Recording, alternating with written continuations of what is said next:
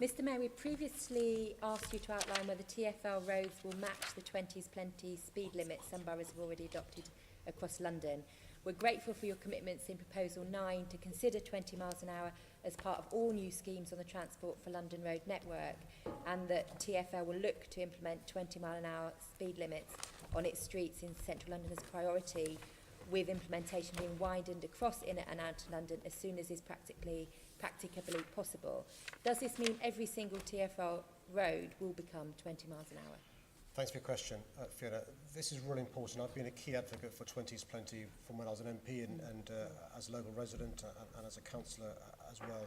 Just worth reminding ourselves the number that Val said. 95% of the roads in our city are controlled by the boroughs. We control 5, but roughly speaking 35% of usage, almost 40% are on our roads. It's really important. There are some roads where it's not appropriate. For example, if you think about the dual carriageways, the A13 is example, the A3 which I know.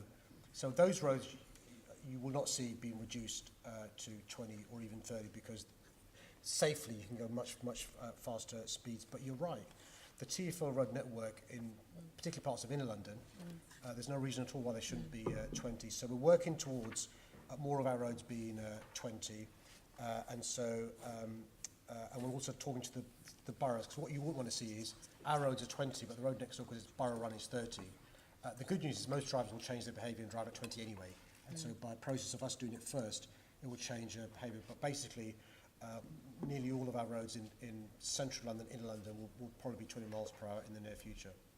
Thank you. And we know that a number of TfL roads in central London are currently participating in a trial of 20 miles an hour speed limits.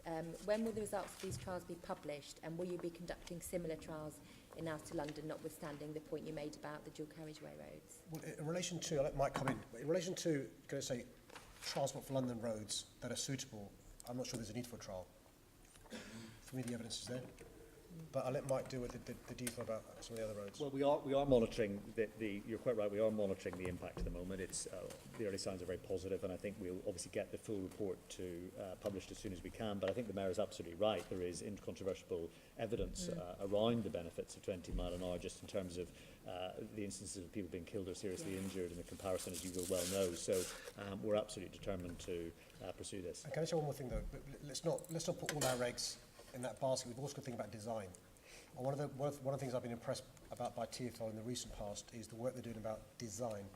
And Will, Norman and Val are doing lots of work around road junctions, how we can design our roads and design our city so it's more pedestrian friendly, cycling friendly. You've heard about the 120 bus priority routes, but we are doing lots of work around designing our cities so it becomes safer. The Zero Vision plan will be published later on this year. Very soon, yeah.